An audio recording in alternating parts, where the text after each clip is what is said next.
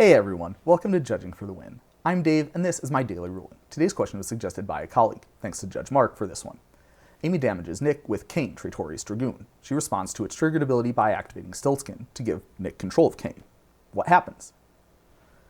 Okay, well, I think it should be pretty uncontroversial to say that the first thing that happens is Nick will gain control of Kain and Amy will draw a card as Stiltzkin's ability resolves. The next thing that happens is that Kain's ability resolves. Now, here's a fun fact. It is possible to gain control of a permanent that you already control.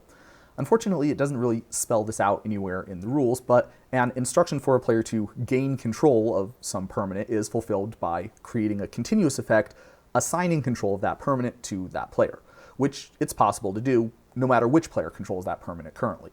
If you've ever used the Threaten plus Bizarre Traitor trick to permanently gain control of a creature, then you're familiar with another application of this concept. Therefore, the if you do condition of Kain's ability will be satisfied even if the player who gains control of Kain, i.e. has a continuous effect created that assigns them control of Kain, even if that's the same player who controlled Kain before the ability resolved. This still leaves open one last question though, which is which player should perform the other instructions of Kain's ability, drawing cards and creating treasures and losing life? Well, if you've been a fan of the channel for a while, you may recall a video I made called Does Yes Man Personal Securitron Work?, in which I considered a similar question.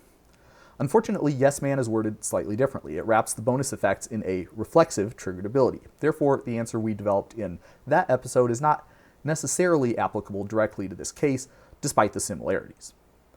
We still can use a couple of concepts developed in that episode to figure out the answer, though.